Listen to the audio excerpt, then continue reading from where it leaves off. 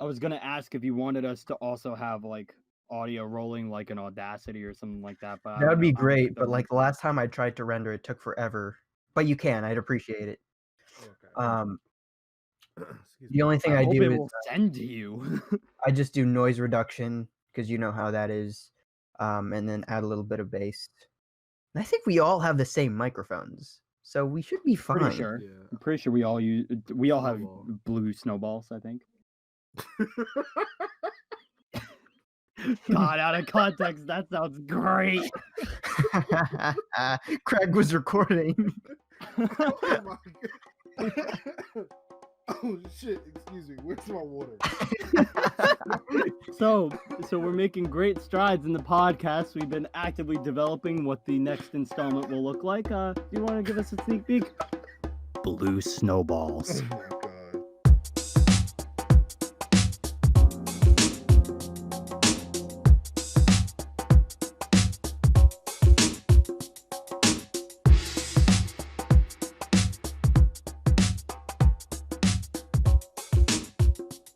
So somehow we got picked up for a second episode.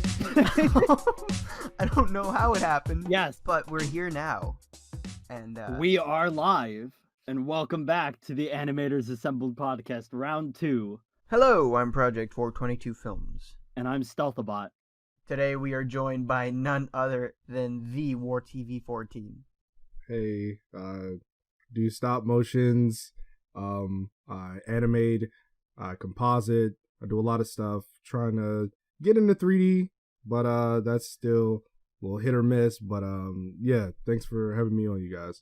Absolutely. WarTV14, ladies and gentlemen. Woo! Yeah! Thank you for popping in as the first guest on our shit show. I hope this doesn't tank your career too. Nah, you're good. It's good to be here and hang with you guys for a little minute. It took us a while to get things rolling, but we might as well just jump in because we were talking for a good hour and a half about a bunch of stuff that could have made for quality podcast material already.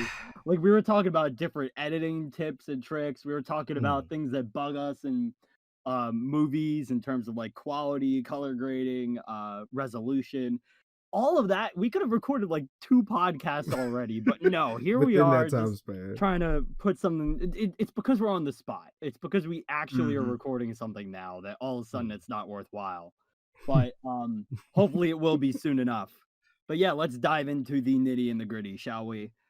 So this time we have an outline. We do. Progress. I mean, that's better than the last episode. I mean, right? what was that quote from Parasite? The best kind of plan is no plan or something. Because I wholeheartedly disagree, and I think that 40-minute podcast would disagree with you too.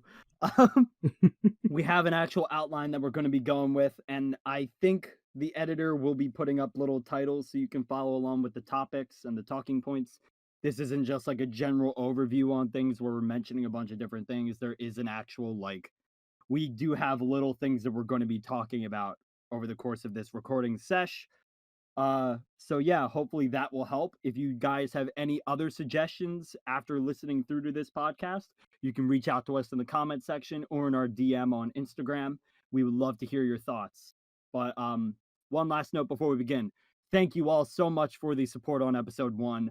I did not expect that whatsoever. I thought that would be a one and done, like no one would give a crap. But nah, here we are, round 2.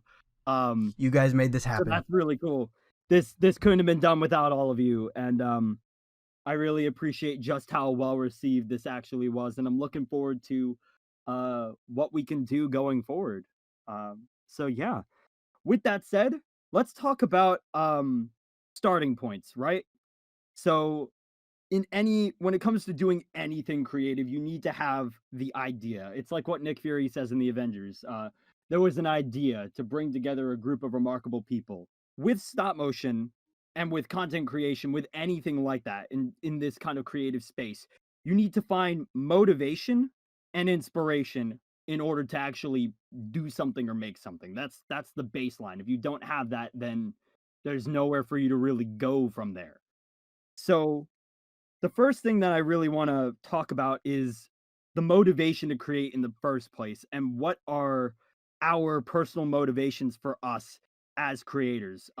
Marty Scorsese, the iconic filmmaker, he talks about the fact in his like masterclass promo how he thinks that filmmaking, there are some people who just want to create films like to get famous or to make a quick buck, but for him it's like he has this need, this desire, this drive to make things, like a pure passion of self-expression, a compulsive fundamental need.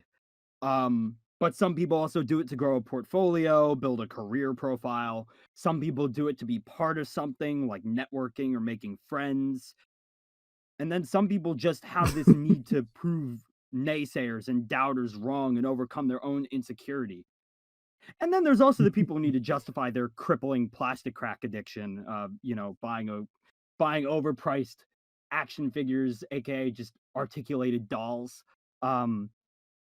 Boredom, hobby. So I talked about a whole bunch of things here, but the long story short of it, what is your personal motivation as a creator? And this is to both Warren and Daniel, and then I'll talk about mine.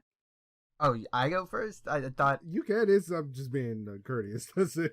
Oh, wow. Okay, wow. I'm like, welcome to the WarTV14 podcast, and I'm so honored to... No.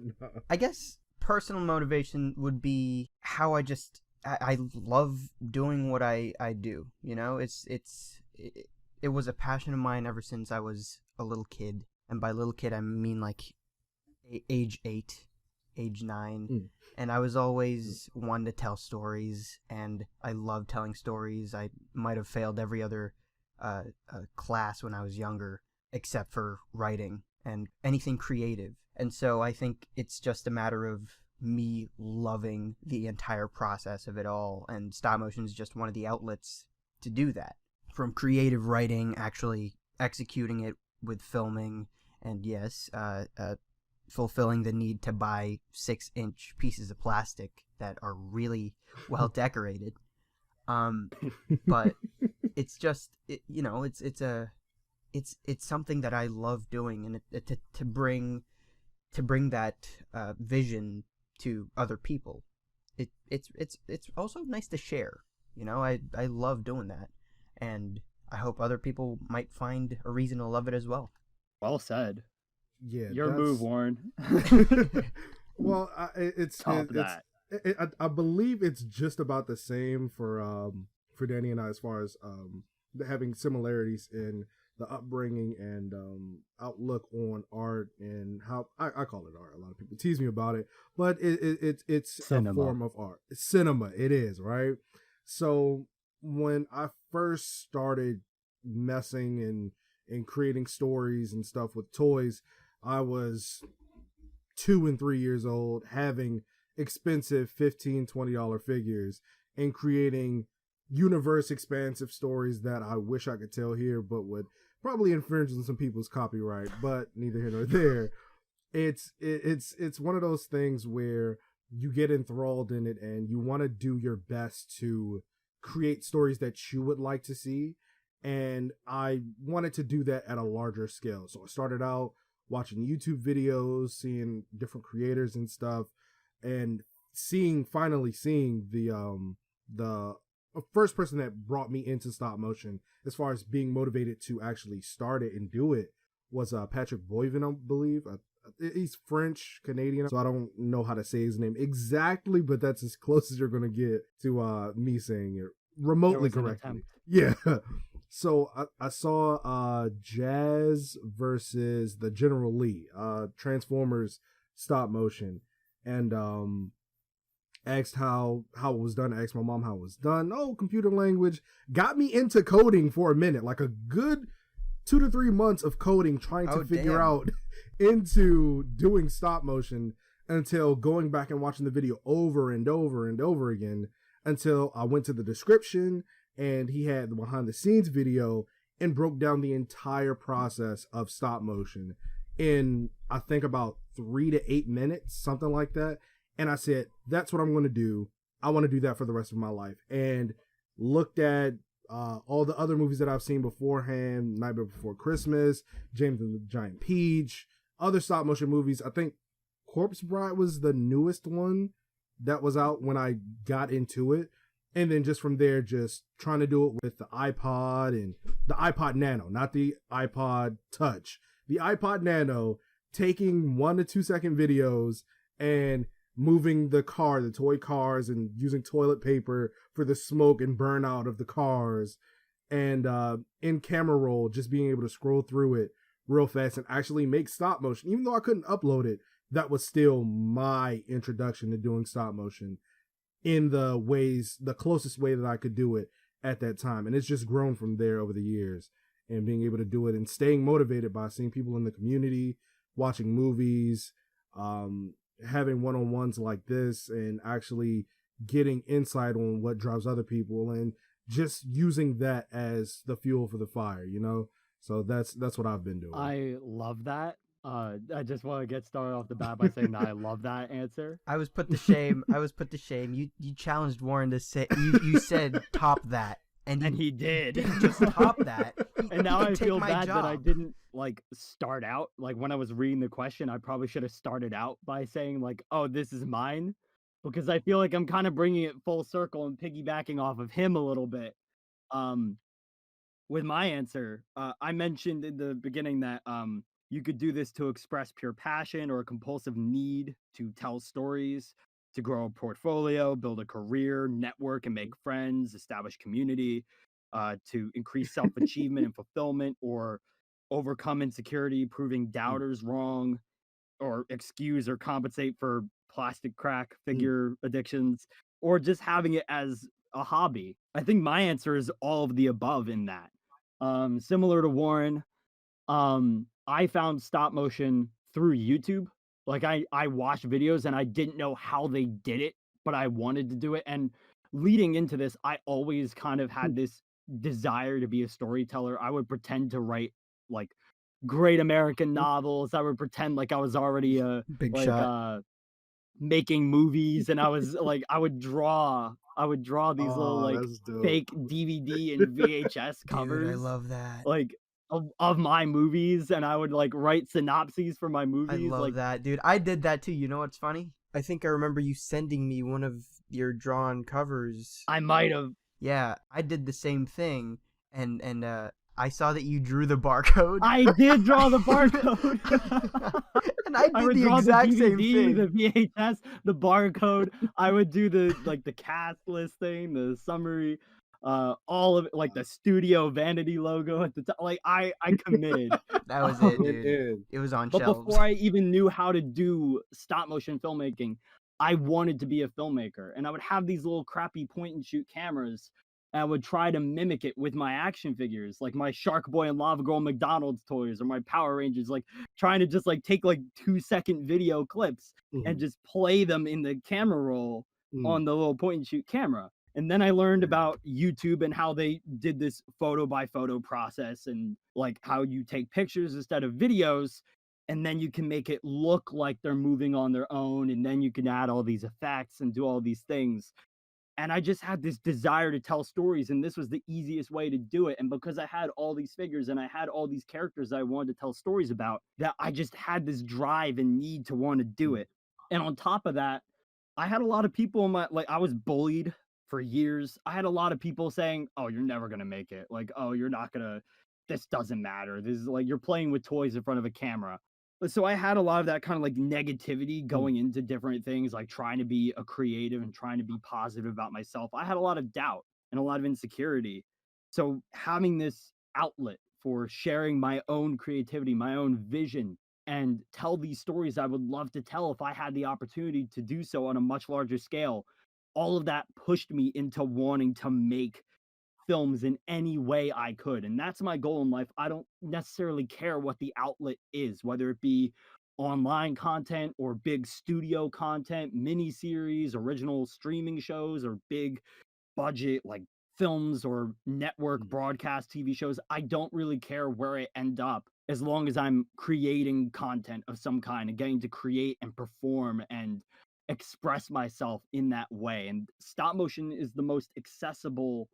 I'd say it's not easy, but it's the most intuitive way to do that, because you don't need to have a lot of people in your immediate life to count on. You can kind of just reach out to people on like through the internet. You have all these figures that could be different characters. There are plenty of ways that you could get by without needing anybody else to help you along the way.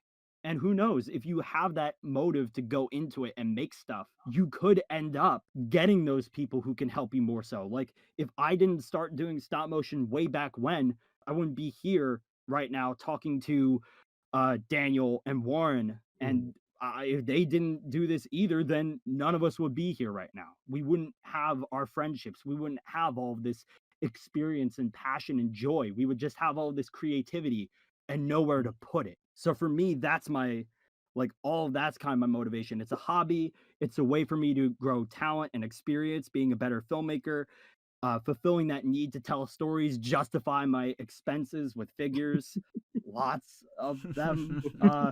It's kind of all of the above, and I feel very fulfilled. I feel very proud. I was able to overcome some of the darkest moments in my life. I was able to overcome some of the scariest, most depressing, anxious, all of those negative sort of reinforcements throughout my life. I was able to kind of overcome some of that because I had this community, because I had this drive, because I had these creations I made. And no one could take that away from me or anybody else. When you create something like this, that's yours. No one could say, oh, you didn't put in that time and effort, that blood, sweat, and tears. It's there. It's tangible. You did that. And that's really cool. Damn. So yeah, that's the passion was just like pouring out of me. Jesus God, no, like, that was good. Like, that was good. Yeah, it was, and like that's what I love about creating stuff that you want to make. There is no standard to uphold. There is no expectation to meet. You just kind of have it because it's birthed out of your ideas. But it's not like you have to follow a guideline because you're offering this to everyone else out of pure passion. It's not like, oh no, I gotta follow set rules to make what I gotta make. You're not run by anyone. No one's controlling your every move. This is who you are on paper as much as it is on screen. And so when you do produce something like that, it's great to know, and it's important to know that that's 100% honest and 100% that content creator. And it's also nice because you don't have studio mandates over your head. You don't have any, like you said, expectations. You don't have any like rules and guidelines. You can develop your own style and do whatever the hell you want, really. And that's the beauty of it. You can kind of hone in on your talents, and as long as you have the means and whatever you consider to be the means, you can just go for it. Like, I mean, for me, I put a lot of pressure on myself, and I know Daniel does too. I know Warren does too. All three of us are very much like, we nitpick over the little things, and we're like, that flight stand, or like, oh, that chroma key. The one speckle of dust on the action figure that no one will care about when they watch the video, but you will never unsee it. That one blemish, and oh no, the figure's not looking straight into the lens. Oh, it's blurry for that one frame. All the lighting, like, there's so many things to nitpick. It's like, or you could be that guy where it's like, oh, I don't have dioramas, therefore I can't do this or that. Like, oh, I don't have green screen, or oh, I don't have proper video editing software or a good camera. You could do, and almost everybody, like, I mean, I'm a little bit more old fashioned, and I think Daniel and Warren are too. We all use cameras, even though I also use a phone, and Warren sometimes uses a phone for filming certain little things. But we tend to use cameras. We use computer video editing software, green screen, dioramas whenever possible. Try to get in scale props. Like, I just invested in the Slambulance and Slammobile just because they existed, and I'm like, I need that. But you don't really need any of that. If you have a story, sometimes the limitations, and this is the beauty about filmmaking too. If you go to college for filmmaking, or if you go to film school, everyone will tell you this. Limitations can help you grow your product into something more. The limitations can help you refine something and make it more incredible. The fact that you're able to find workarounds for something that might be an obstacle initially, it turns out to be something you didn't expect to be as cool as it turned out to be. Like, if a shot is overexposed, and then it looks like, in my personal example, I shot a film where a character died and their death scene would be like, it was super washed out, the image was very bright, but it was like, oh, that's the afterlife, the character's dead, that's like that's what it looks like. It's kind of like a nice little hint at that. Or like, oh, you got the shutter speed wrong on a camera and everything looks really choppy, but if you're doing a running scene, it's like, oh, it looks really like it looks like really crisp and sharp and really shaky, like it adds to the adrenaline of the scene. Like you might have those happy accidents that come out of the limitations of things. Like, oh, you don't have a set, you have to work with a green screen. Maybe you can use interesting lighting tricks or different images for the background or 3D models for the background. There are little workarounds. Oh, you don't have a 1/12 scale van? Use a Hot Wheels or a Matchbox, which is what we did for Under the Dark. Right. So there's a bunch of different things that you could do on top of that that can further fuel that motivation. Nothing is really impossible. You can kind of just like go for it. And if it doesn't turn out the way you hoped, maybe there's a lesson learned. Maybe you can do better next time. Maybe there's a second attempt waiting for you. Maybe you need to try something different, maybe do some fixing, and you grow from that. So all of that can kind of fuel the motivation and sort of stoke the fires of passion in your craft. And I think that's really wonderful. Touching on the idea of creators trying to, like you said, fuel something, there's always going to be a gold standard. It's going to become a meme now, but like there's always something to reach. We're the gold. We are clearly not the gold standard. The bronze standard. We're the bronze standard. But it's like when you're trying to make something, there's always, you are your own personal creator, but there's always going to be that roadblock that prevents you from making the best thing that you possibly could ever make in your eyes, because you're always going to have thoughts about what you just made. Like there are always going to be people who point out the missteps or the flaws in their art, even though it might not be so bad. And it's easy to say that it's the best thing that you're going to be able to make for now. People are always going to be hard on themselves, and I find that one of the hardest things to get out of is a mindset of, I can't do this, and a mindset of, this isn't going to work out, so let me just scrap it all together. And I wanted to touch on kind of giving up, because we've all reached that point before where we're just like, this sucks, it's taken forever.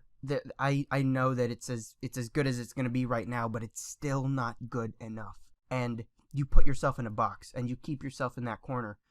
But I wanted to know from both of your perspectives, Warren obviously going first, because you just the majority of 2020, and I don't want to like put you on the spot. It was just kind of you not being able to do something, not because of a lack of motivation, but because you literally couldn't do it. But I wouldn't also be surprised to hear about the stories that you have regarding how you took yourself out of the stop motion community, in the sense because there is just not enough motivation or passion there. It's easy to fan the flame of discouragement, and it's easy to easily become unmotivated. So when you're in a position like that, what do you do, and how was it getting out of it as opposed to just essentially staying there? It's one of those things where, like, on paper or in your everyday conversations, it'll go over like, oh, I would do this, this, and this, and I'll just allocate time to that, and it'll be all good, and then I'll be ready to jump back in it with no type of downfalls or hiccups along the way. It's completely different from you actually experiencing it and going through it, that would literally stop you from ever wanting to touch it again. I had a huge hiccup a few months ago, and I wasn't able to shoot at all. Not like, oh no, it was something that I just didn't feel like shooting, or I didn't have the right tech or anything like that. I literally could not shoot. So what I did was, which in hindsight was a good plan, but I could have done it a lot better. I could have executed it and stated what was going on a lot better without getting too deep into what happened. But I completely left the stop motion community behind for a good 3 to 4 months, because that's one thing that I will never run out of as long as this community stands and creates interesting ideas and stories and just things that you would love to see in a movie that just doesn't hit the mark, and it's expanded on in a something that was very small in a movie or a game or a TV show, and you're able to expand on that and get the best out of that small idea or a change from a small idea in a movie or film or TV show or game and expand on it. I've seen it countless times about this community, and that's what caused me to want to leave, because it caused me to feel disappointed in myself and to be pretty much burned out of all creativity,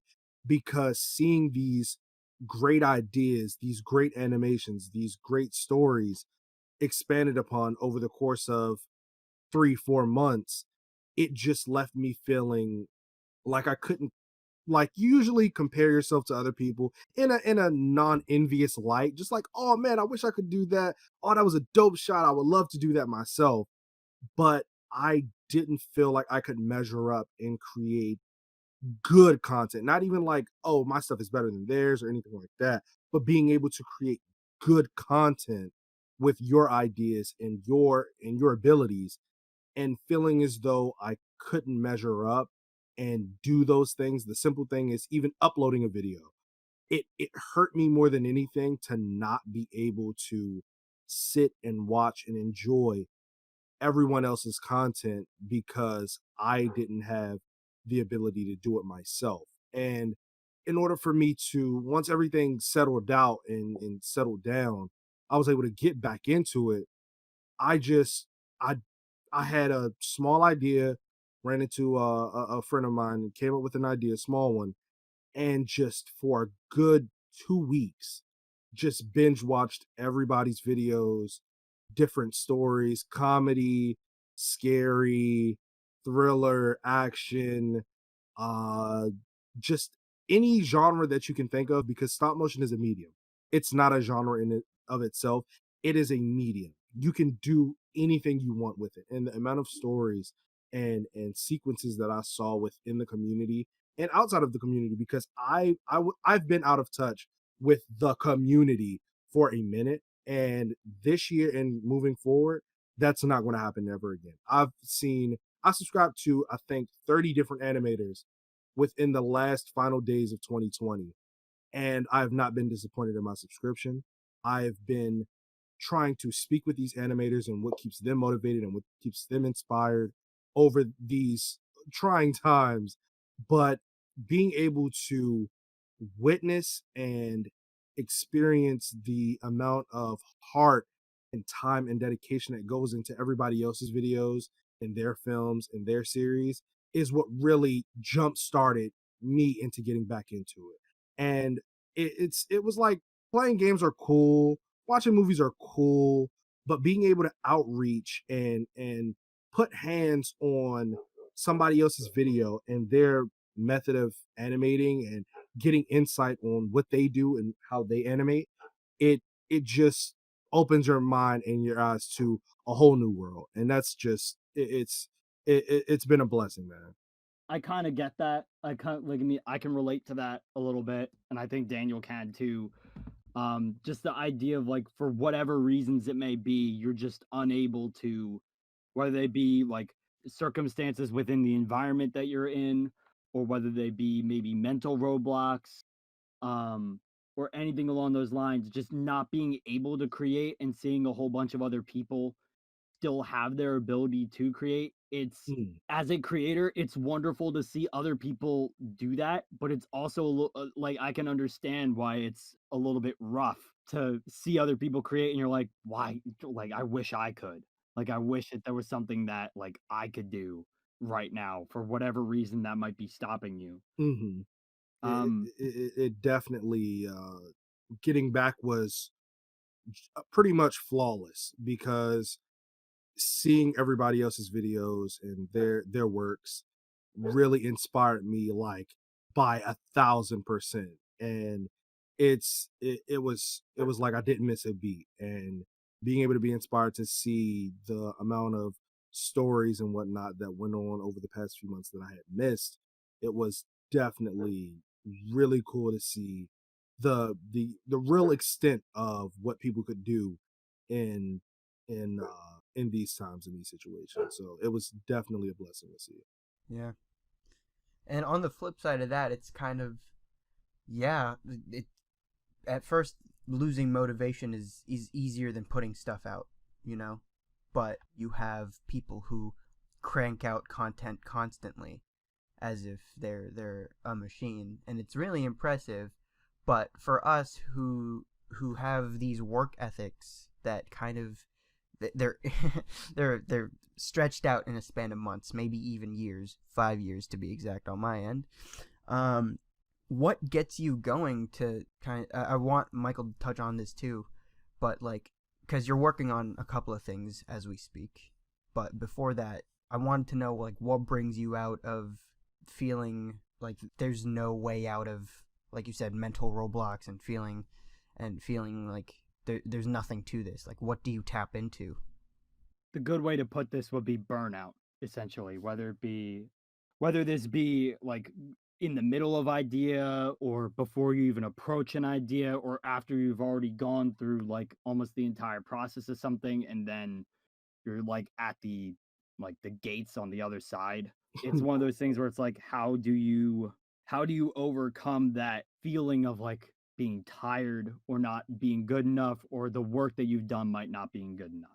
That might be a good way to sum that up, right, Daniel? I think. Yeah. So in order for me, because I suffered from creator's block a few times, and over the years I've tried different methods and ways to get myself out of it, because it's in trying to stay motivated and create, and not feeling as though it could be a little bit better, it could be a little bit tighter. If I'm not feeling it, I will not do any animation that day or that week. It's happened, and it continues to happen.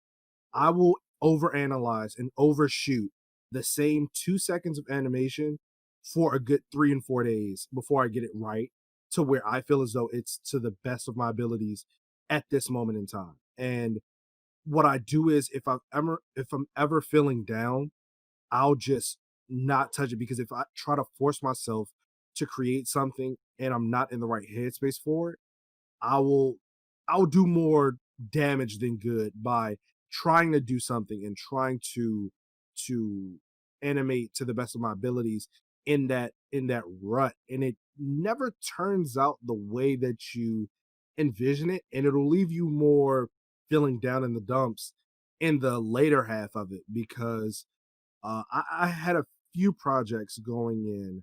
I had Infinity War. I had, I think, a Hulk series, Web of Destiny.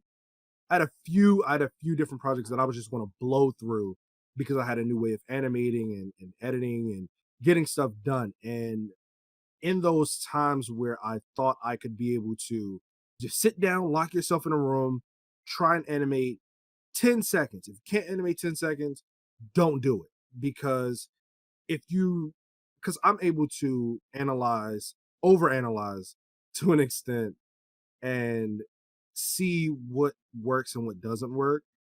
And if it's not to the standard that I think we all put ourselves to certain standards, but like to a harsh standard, to where every little thing, every little aspect of the process doesn't measure up, you just won't touch it, or you just won't feel as though, oh, I'll be sitting on this for 2 years and never release it, due to you not feeling as though you could measure up to your own judgment on what would not be your best, if that's the best way to put it.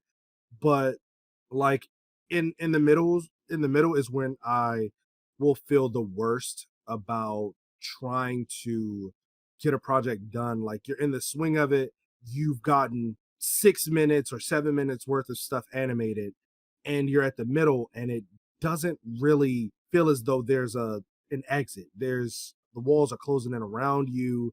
you're just tired, you're fed up.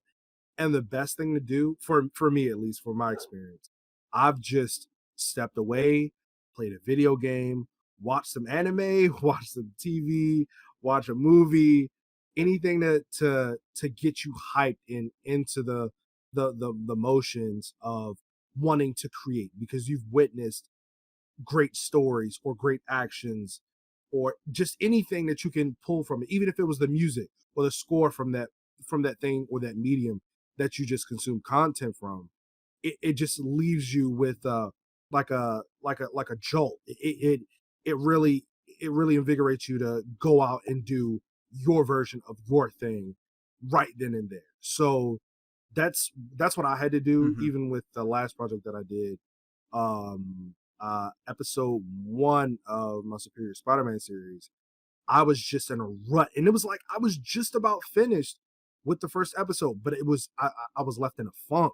I couldn't get out of it. I couldn't shake it because I tried to force myself to animate. I tried to force myself to get something done, rework the script, rework the audio, or try to reshoot the lines, anything like that, to try and stay motivated throughout the project. And the best thing for me is to sit back, play a game, watch a movie, watch a series, anything to it's everything that is creative that you're consuming or seeing isn't dependent on you. It's from somebody else that took that hard time, that hard work, and actually finished their project and let the entire world see it. And that's what really keeps me motivated to continue to create videos, because I know at least one person loves my content or loves my videos to the point where they are inspired to do something on their own or with their own aspects of what they want to do. So that's usually the go-to process of being motivated throughout this whole thing.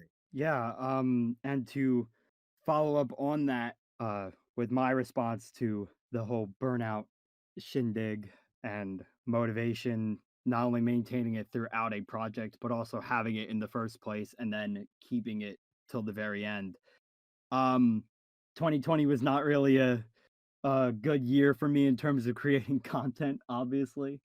There were a bunch of things I wanted to make that I just ended up not having the time for a bunch of different reasons. Even when I had the motivation to want to create stuff, and even when I was working on stuff, like I was buying new things that I would need, like new figures for characters or new set pieces, making dioramas, writing scripts, writing down ideas.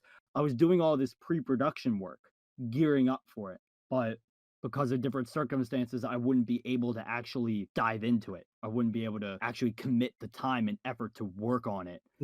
And because of that kind of like idle standstill, that's where the doubt sort of creeps in a little bit. Like, is this even good enough? Like, will this even be worth the wait? Like, you're procrastinating and it's not even going to be worth all the time that you spent hyping it up, at the end of the line. So it could be a little bit tricky trying to justify and judge what it will take to get you back into the groove. For me, I have very similar answers in terms of like how to like obviously take breaks, watch movies, shows, listen to music, play with toys. Yeah, play with my action figure collection. No, it actually helps. Yeah, it really does. I know. I'm screwing around. In fact, some of my best stop motion ideas came out of just screwing around with action figures. Like, oh yeah, I just want Shazam to lightning dab Captain Marvel through a water tower. That's how that started, and I'm very proud of the fact that that's how that started. But yeah, for me, burnout is something that I experience quite often because I'm a very busybody, both within the community and beyond it. I'm a college student. I have a job. I sometimes have 2 jobs at the same time. I'm a theater kid. I'm a filmmaker beyond stop motion. I write. Also, just maintaining family and friendships and all of that stuff. Physical, mental, spiritual, emotional health. Yes, it takes a toll on spiritual, physical, emotional, and mental health, especially. Trying to find a balance between all these different lives. It's why I relate to Daredevil and Spider-Man and Batman so much, because they have that dual life and they're constantly struggling with trying to find the right equilibrium between one and the other. Like they don't want to forsake one or have one come at the expense of the other. For me, Burnout, I'm not necessarily the best expert to listen to on this, but I have similar answers to Warren. Like sometimes you just got to take a step back, take a breath, look at what you're doing and why it matters. Maybe rewatch the things that, or go back to the sources of inspiration that got you there in the first place. So if a movie inspired you to want to create a certain stop motion, like that's kind of what led to Nomad's inception. Listening to Jeremy Renner's song and then watching Civil War into Infinity War and saying, hey, what the hell happened between that gap of time? Like, and also like if you weren't satisfied with something you saw in like media, that could also kind of like just the sheer stubborn, like I could do it better. Like, like the canon is wrong. Like for me, I was cheesed by the fact that I felt that there's so much potential. Steve kind of got over that emotional trauma, almost killing Tony real quick. Like you almost cut off your man's head right there with the shield. Like his father made that shield and you almost decapitated him. Like that's his son.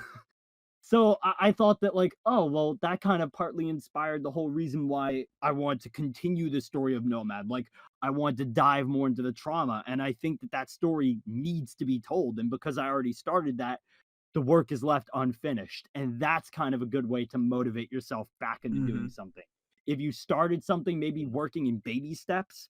Like for me, I like to do little trailers first. Like I'm known as the trailer guy who never actually gets to releasing the actual project. Mexico City, Bats v Danvers, Mind Games, you name it, I've done it.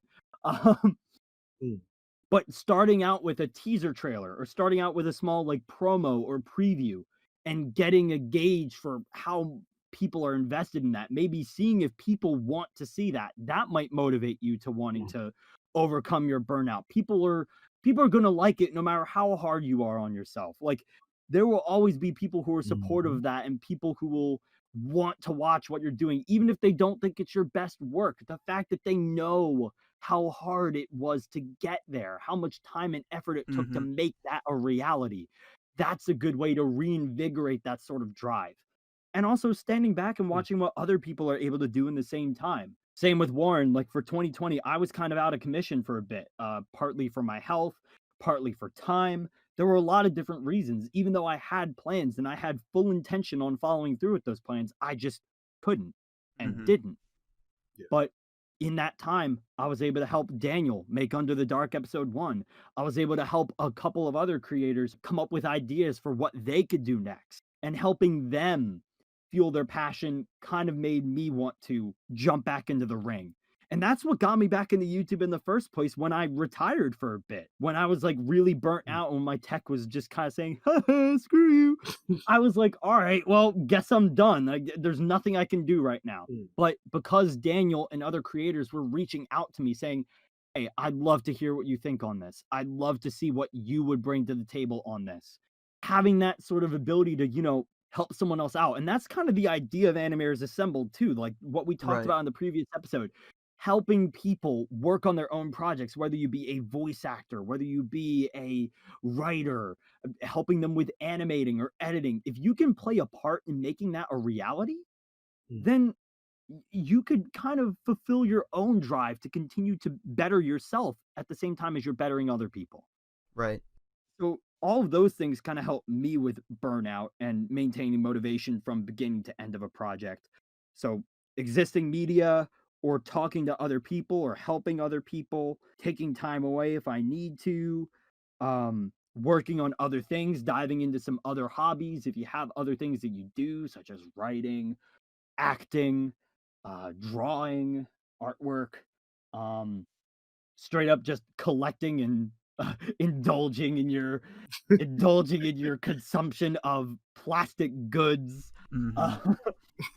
Yes, Hasbro, I must consume. Like, you know, like there are a bunch of ways that you can overcome burnout. And if you're still struggling, if you still can't quite overcome that, maybe you just need a good idea. Maybe you need something to give you that inspiration to maybe you were working on something, but you need to do something else first. Right. Maybe you need to work on something completely different before you can get to that. For me, it was like, all right, I'm going to work on Batsy v. Danvers. Then the Unraveled contest came out. I'm like, I'm tired of Batsy v. Danvers. Let's do Nomad. So it's like, there were a couple of different things that you could do, like substitute for another project. I mean, Warren, you did Superior Spider-Man. That was a collaboration with someone else asking you, hey, could you participate in this? Could you make this happen? And that was like a nice breath of fresh air, like a change of pace from what you were doing at the time, what you already had in the pipeline. And sometimes having new ideas in addition to your old ones can reinvigorate your passion for all of the above. So that's my answer for all of that. And Daniel, that was flawless. Well, yeah, I guess I was just gonna point out how, maybe it's harder to come up with set ideas and working on something, and not to make this all about Under the Dark again, but Under the Dark was in the works for 5 years, and having that only crutch essentially to propel everything else, your workload, the people you talk to, and the ideas spawned from that, all revolve around this one project that you've been like painstakingly trying to perfect. I understand how easy the passion just dissipates, and I understand how quickly the ability to want to work on it just falters. And I know that it's easier said than done to pick yourself up, but you gotta understand that that's what, like Michael said, we're advertising Animators Assembled, because this community of people, they can be so distant from each other. And when you're so distant, yet so familiar, that plants a negative outlook seed. Like, my biggest doubt for Under the Dark when it was coming out was, is this going to be good enough? Will people even care about a story that doesn't have Batman, though Batman's in the title? Will people care about this trilogy that's fully concluded? And as big as those doubts were, the biggest takeaway that I could have ever gotten from it was people on the other side want to hear about what you have to offer. They want to see it. And when you are so crowded by thoughts and discouragement from other people who might not even know what you do, the server is there to remind you that there are people here who know exactly what you're going through, and there are people here who have been through what you've been through and have felt what you've felt and have been discouraged like you've been discouraged. But at the end of the day, people like Warren have been able to crank out content as he's been as consistent as he has been for the past couple of months with this Superior Spider-Man series. People like Michael, who's currently working on a little certain something that I don't know if I'm allowed to talk about right now. Hey, NDA, NDA. Point is, watch it, buddy. Point is, there's always a better outcome in that struggle. Like, there's always, again, so many different obstacles in your way, preventing you from making the best thing that you could possibly make. The biggest doubts of Under the Dark became the biggest things to have been proud of for not only been commended by other people, but also been kind of refreshing for the animation game, so I've been told. That people have a longing, essentially, for what you have to offer. And it's not just, you don't have to stop at a place where it's like, I'm done with this idea. You could have that singularity that drives you forward for 5 years, 10 years, however long it might be. People want to hear it. People need to hear your ideas, because if you're not going to make it, no one else is, and we're just here kind of lingering in the void, just waiting on what we have to make. But only you can be you, and only you can make what you can make. And so that was my motivation coming out of the 5-year waiting period of Under the Dark. And I do I wish it didn't take as long as it did? Yes, I would have absolutely loved to have expedited that process. No, that's a good drinking story. I don't know what you're talking about. I know. Go to the bar with your buddies and be like, hey, yo, it took me 5 years, but I did it. Exactly. Do I wish that was shorter? Absolutely. But there were people who counted on me to make it happen. And believe it or not, there are people counting on you to make the project that you're sitting on, or have been sitting on for the longest time, and that need your stories, maybe now more than ever. and I just, it's so fulfilling. It's amazing. And yeah, I'm so indebted to the people who've always been there. Yeah, burnout can be an internal mind game. You have this own internal monologue where you're questioning whether or not it's what you're doing is worth the wait, whether or not it's good enough.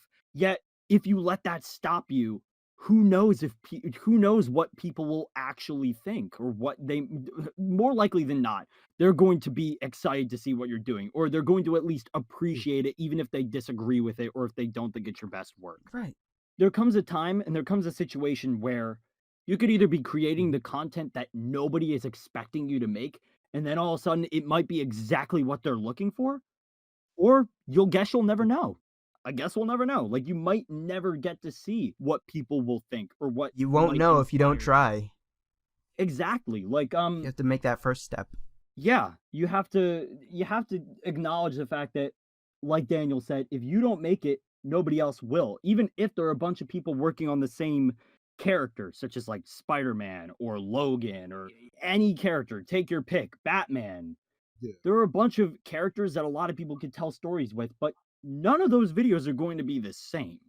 They're all going to have a unique fingerprint. They're all going to have a unique style, and only you can do it the way that you can. I'm going to quote Spider-Verse. How do I know I'm not going to screw it up again? You won't. It's a leap of faith. And eventually, it'll work out. You just gotta, again, the first step is the biggest step. Exactly.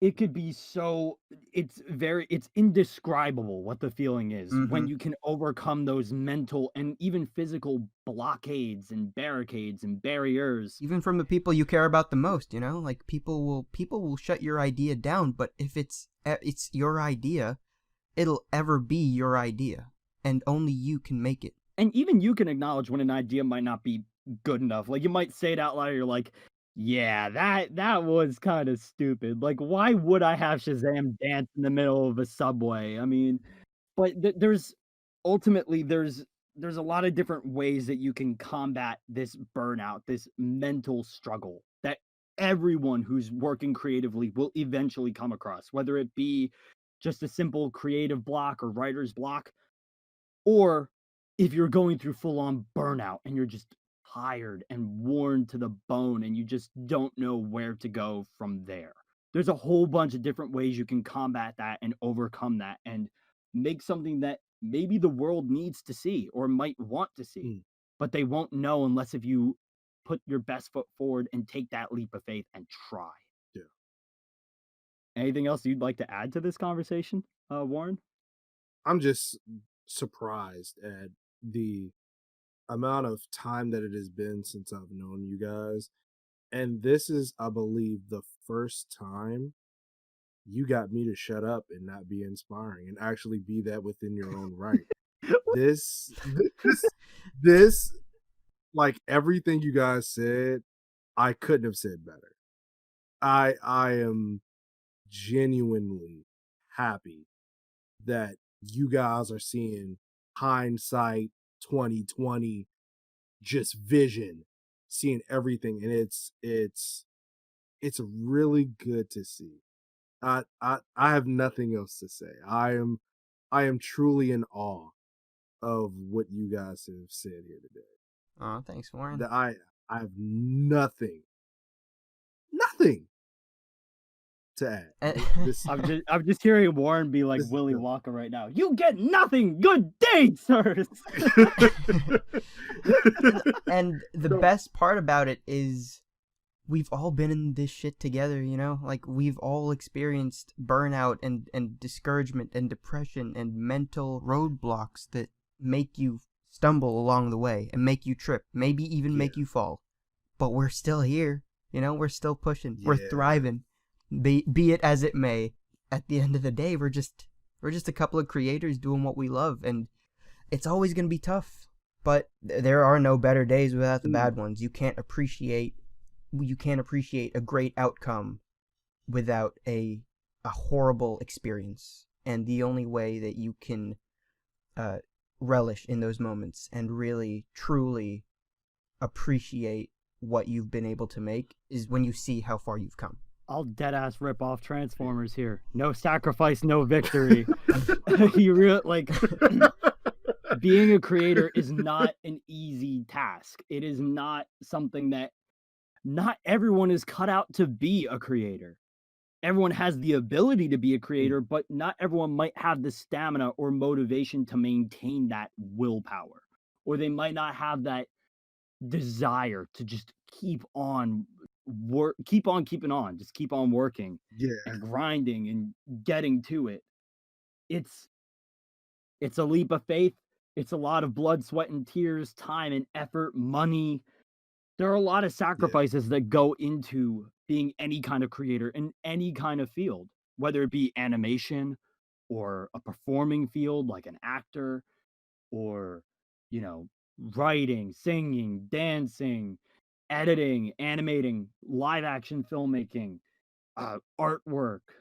There are so many different creative outlets, and there's so many different ways you can tell a story. And there's so many things that can prevent you from getting that story told. There's so many things that could hold you back and stop you. And it can suck. It can be difficult. Sometimes it might get the best of you. But nothing will feel better than when you can cross over that bridge, make it to the other side, and look back and see just how far you've come and how much further there is to go. It's such a good feeling knowing, yes, I did this. I made this.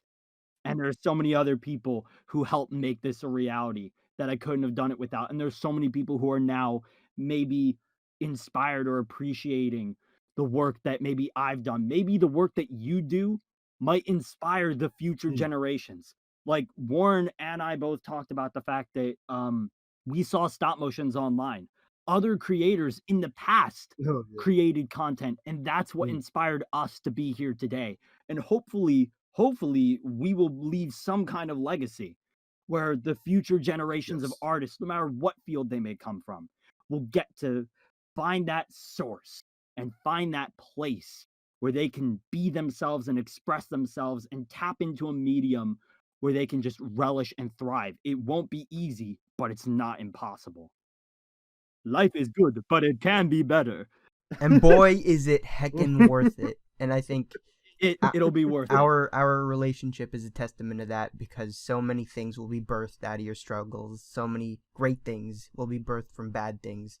And make no mistake, Project422 Films and Stealthabotte and WarTV14 were all recipients of the crappy days.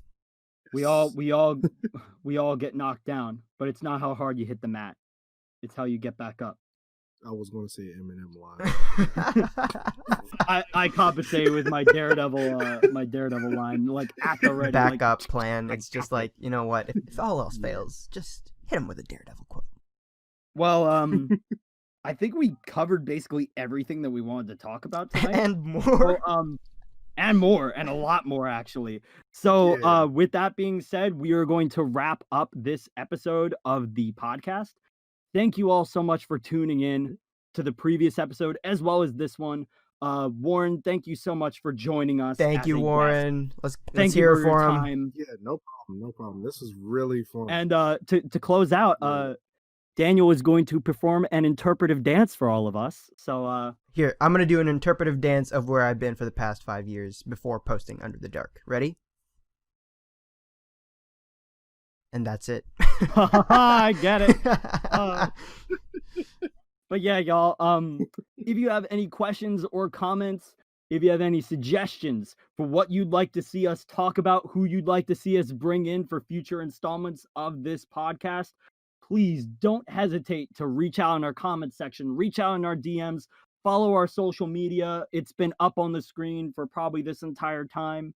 You can follow each of our socials. All of them are listed with their little logos. There's stuff in the description of the video. Join the Discord server. Join the Discord server where you can talk with us one-on-one. We are going to be having a couple of other on-the-fly sort of events, watching movies, shows, playing games, creating karaoke. content, playing games, karaoke. There's a bunch of things that we're trying to do to build up this community in order to overcome our individual burnout, find each other's inspiration, motivation, you can play a part in that by joining the Discord server with us. So don't hesitate to reach out to us through our media, through the content we create, through our social media, or joining the Discord server and talking to us one-on-one. But yeah, that's all that really needs to be said. So thank y'all so much for listening and tuning in wherever you might be, whenever. Yeah, this is dope. We love you all. I hope you have a great day or night, depending on whenever the hell you're listening to this. Did we get it, Michael? Is that... I think. Cut the check.